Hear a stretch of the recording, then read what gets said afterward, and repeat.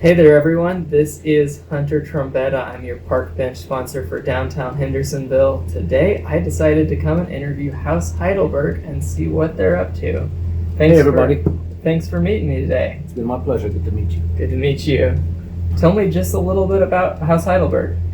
Well, what is there to tell? We've been in business 25 years. We've been doing authentic German food this entire time. We tried to not venture out in too many different things. So we don't have any chicken. We don't have any fish, which is what probably most people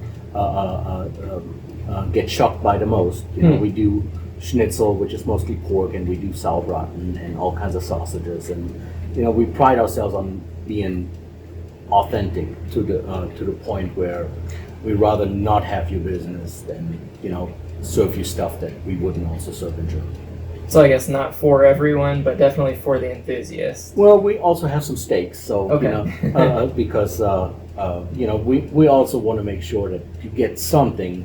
If you absolutely don't like German food, but yes, we're not for everybody, and we pride ourselves in that. Absolutely. Because, you can't please everybody, but we'd like to please the people that that like German food. That's basically, if you like meat and potatoes, this is your kind of restaurant. Well, it's absolutely delicious. If you haven't eaten here, I definitely recommend it. What's your favorite thing on the menu? It evolved. For the first 15 years or so, I would have said the Jäger Schnitzel, which is the pork chop, fried, flattened, egg washed, and over some mushroom gravy. Okay. For the longest time, that was my favorite. But now I would say it's the Schnitzel Royale. It's the schnitzel, same thing, just with a tomato sliced and Gouda melted over top of it. Oh. And it's a very simple dish, but it's so much better than its ingredients. It's really awesome. Yeah, that sounds excellent. Well, you'll have to make sure and try that. Can you just tell me something maybe everybody doesn't know about Haus Heidelberg? Actually, we're a very well kept secret. Every week, I meet people. When the conversation comes to I own Haus Heidelberg or German food or whatnot, and people say, "Oh yeah, I've seen it, but I've never been in it." It's been happening every week for 20 plus years, which is kind of funny because we have exponentially grown our business, and we've been, knock on wood, pretty busy restaurant these last few years. But I would say that is the one thing that seems like to always come up. The fact is like, oh, I've never been in there. I've been right. Lifelong resident, something like that. It's kind of funny to me because it keeps happening. Does that mean that you see a lot more tourists come in or locals? Well, I would say it's hard to tell, really. Right. We do have a lot of tourists, obviously, because we're busier, from April all the way through October. But we're also very busy in the off season when there aren't that many tourists here. So I'd like to think that we have our fair share of locals too, and we have a lot of repeat customers, regulars that come here all the time. So whether they're a local or a visitor from another area, what would you say their favorite thing about the restaurant is? I would hope it's the authenticity. And the fact that I'm a chef from Germany, classically trained, but I do home cooked German food, classic German food. I'm not trying to win a Michelin award with my food, and that is clear from the beginning. But it is exactly the way I learned to cook it in Germany. That's excellent. And I'd like to think people recognize that. There's a lot of German people in this area, either that lived here for most of their life or that retired in this area, and that's what I hear the most. Sure. Is the fact that it is, hey, this is exactly the way I had it in Germany, or retired service members saying, hey, I spent 10 years in Germany, this is exactly the same. And that makes me proud. Absolutely. You can't get much higher praise than that. Exactly. And so you're actually the one back there cooking then? I do most of the gravies and soups myself. Okay. Still after all these years. Right. I kind of like doing that. Now, as for putting food on plates day after day, I don't always do that. I do when we're really busy, but I try to help out where it's needed, whether it be up front, waiting tables, in the back, making schnitzel, or wherever I'm needed. So I'm not always the one in the back of the kitchen, but I guarantee you that 60% of everything you put in your mouth, I had my hands on and did myself. That's unique by itself. So Well, we are a small restaurant. right. That's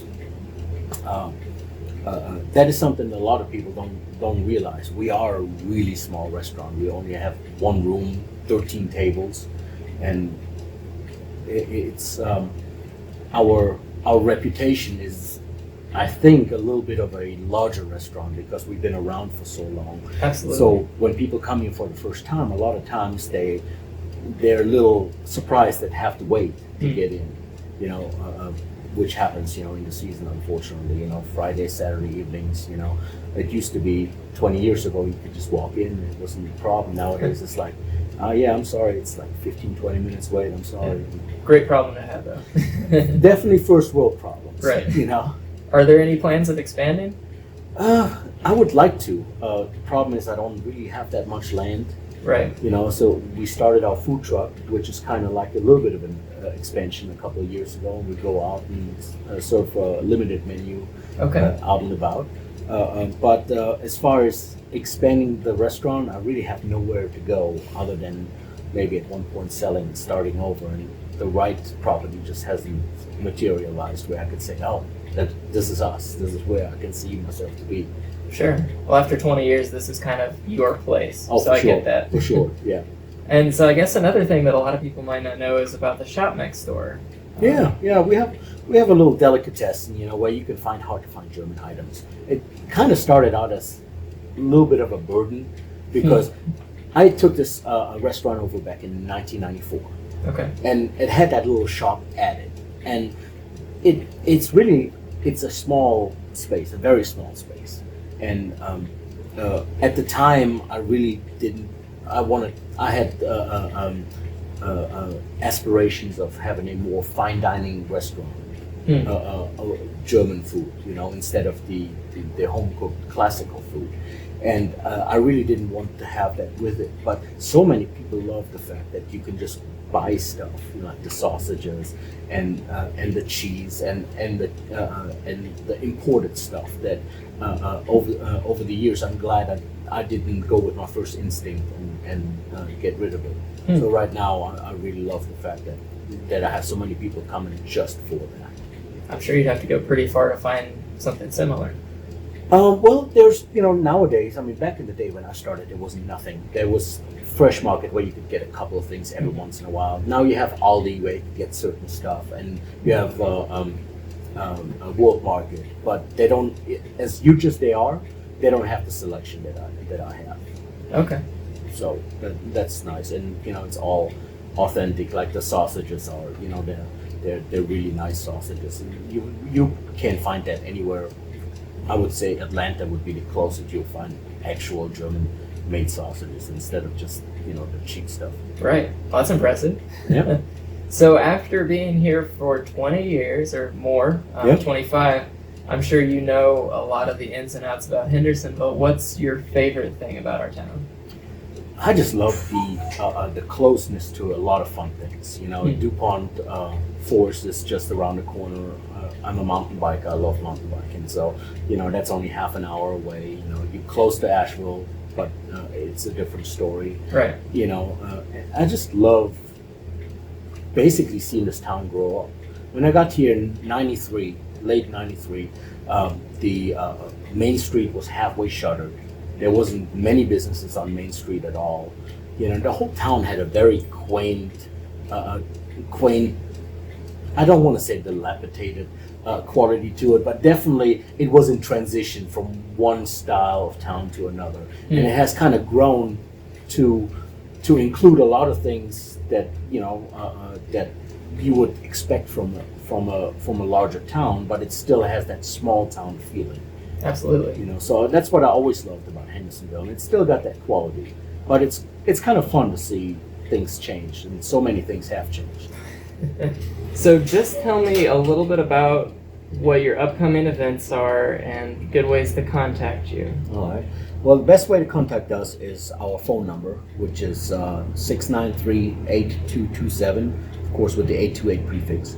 And Facebook is usually the best way to get us. If you have any kind of questions that you need answered or any kind of reservations, you're more than welcome to leave it on Facebook.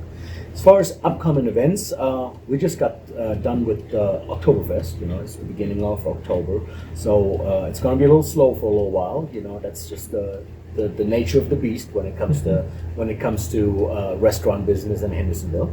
And we have Christmas dinner coming up, which is all day Christmas from 11 to 8. A lot of people don't know that we are actually open Christmas. Not many places are. And if you're planning on coming, make a reservation. We're closed Thanksgiving. And then, of course, after that, after the new year, we have our throwback weekend coming up, which is something we started doing a few years ago after our 20th anniversary, which is actually kind of cool, I thought. Because what we're going to do, and we have been doing, is we take the menu that we had when we first opened the restaurant and take the prices from that menu from 1994 and run that as a special all weekend long, which means that turns out to be like a 40 to 50, sometimes 60% discount on whatever we're serving, because 20-some years is a long time for inflation. Right. And that went over so well the first year that we did it that we've made it a annual thing. And now this actually becomes, with Apple Festival, probably our busiest weekend of the year. Oh, wow. Yeah, it's ridiculous how many people you can get in the door giving away food like that. But I love it not just for the discount, which is great, and it's our appreciation for the people. But I also love it for the fact that we're bringing back dishes that we haven't done on a regular basis in a long time, like the chicken fricassee, which we used to serve a cream-based chicken dish that had like mushrooms and peas in it. It's really good over spätzle. And then we have the goulash as a dinner, the straight up Hungarian goulash, and many other dishes like bread dumplings, tomato salad, stuff that I didn't sell in enough quantity on the regular menu back in the day, but people are still passionate about and still ask about to this day. So it just kind of gives a little bit for everybody, and we're really happy to do that. It's a great weekend for everybody. So I'm curious, I gotta ask, what's a tomato salad?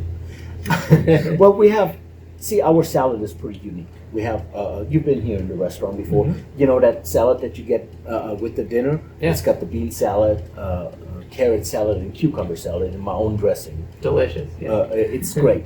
But the tomato salad is something that we took off the menu years ago for the carrot salad, because it just, it's marinated, but if it sits a couple of hours too long, then all of a sudden the tomato salad becomes mushy. So it's something that if you don't pay attention 100%, it can be as bad of an experience as it can be great when it's fresh. So you basically had to hire somebody just to watch the salad, just to make sure that we have it always in peak condition. And it was salad watcher. Yeah. I'm joking, but the point was that it would go bad really, really quickly because tomatoes are very, very soft to begin with. So Sure. it sits for just an hour too long and it's inedible. So we decided not to do that because it kept on making problems. But you have no idea how many people were and are to this day looking for the tomato salad because it's really good. It's my salad really works. My salad dressing works well with those tomatoes, and the taste is great. So we don't do that. But once a year. Okay. But we have people coming in just for the tomato salad. They're like, I don't care how much you charge me, even though the price is unbeatable. All right. Well, anything else we need to know about Haus Heidelberg? Other than the fact that we're authentic and you need to come by just to make sure that another local business makes it and continues to survive. Not really. That's what we're all about here. So I know everybody who's watching it knows that it is important to shop locally and pay attention to your local businesses. So I appreciate talking to you today. Thanks so much for inviting me. Thank you so much for asking me some questions. Absolutely. And again, I'm Hunter Trombetta with Fisher Realty. I spoke with Haus Heidelberg today. we had a lot of fun, and make sure you come and visit. We did. Bye, everybody. Bye, guys.